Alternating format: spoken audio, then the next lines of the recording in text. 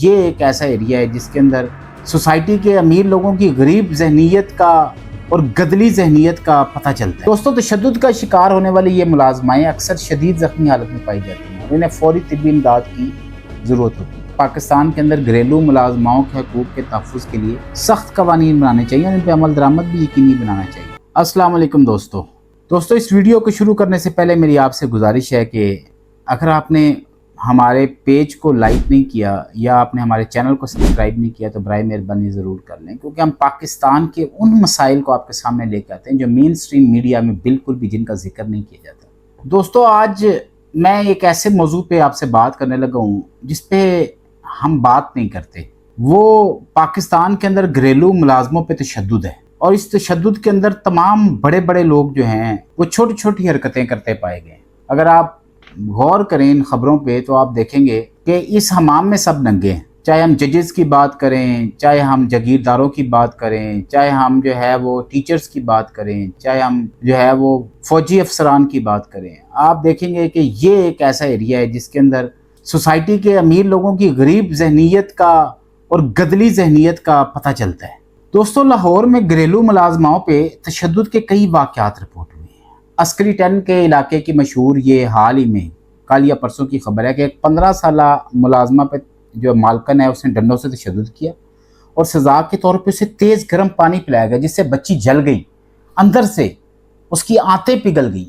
Police نے کارروائی کی، ملزمان کو گرفتار کیا، مقدمات درج کیے۔ اس سے پہلے اسلام آباد میں اور خیرپور میں مشہور واقعات رپورٹ ہوئے ہیں۔ اسلام آباد کا وہ 2023 کا واقعہ تو آپ سب کو یاد ہی ہوگا کہ 14 سالہ رضوانہ بچی تھی جو اس پہ اس کی مالکن جو ایک جج کی بیوی تھی اس نے مبینہ طور پہ لوہے کی سلاخوں اور ڈنڈوں سے تشدد کیا۔ رضوانہ کی جب حالت نازک ہو گئی تو اسے اسپتال منتقل کر دیا۔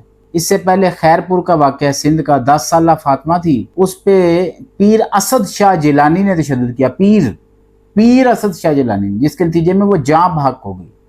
واقعہ اس وقت منظر عام پہ آیا جب فاطمہ کی تشدد زدہ لاش کی ویڈیوز جو تھیں وہ سوشل میڈیا پہ وائرل ہوئی۔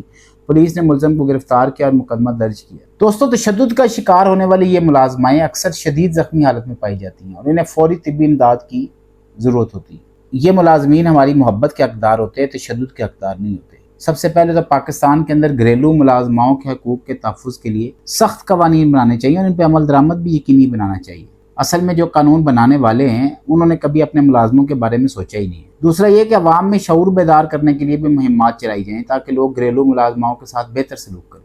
یہ جو گھریلو ملازمائیں ہیں ان کے لیے بھی جو ہے وہ تربیتی پروگرام کا انعقاد کرنا چاہیے تاکہ انہیں ان کے حقوق جو ہیں ان سے آگاہ کیا جائے اور وہ تشدد کو جو ہے وہ نوکری کا حصہ سمجھ کے برداشت نہ کرے۔ دوستو، گھریلو ملازمین پہ جو تشدد ہے یہ ایک سنگین مسئلہ ہے۔ اس کے حل کے لیے معاشرتی اور قانونی دونوں سطحوں پہ اقدامات کی ضرورت ہے۔ معاشرتی ہم آہنگی اور قانونی نظام کی بہتری کے لیے ضروری ہے کہ ملازمین کے حقوق کا تحفظ کیا جائے، ان کے ساتھ ہر حال میں حسن سلوک سے پیش آیا جائے۔ ہمیں مل کر اس مسئلے کا حل نکالنا ہوگا تاکہ ہر فرد کو محفوظ اور باعزت زندگی گزارنے کا حق مل سکے۔ دوستو، اگر ہماری ویڈیو آپ کو اچھی لگے اور آپ سمجھیں کہ اس سے معاشرے میں اچھائی پھیل سکتی ہے تو اس کو شیئر کیجیے گا نیکی سمجھ کے۔ آپ کا بہت بہت شکریہ۔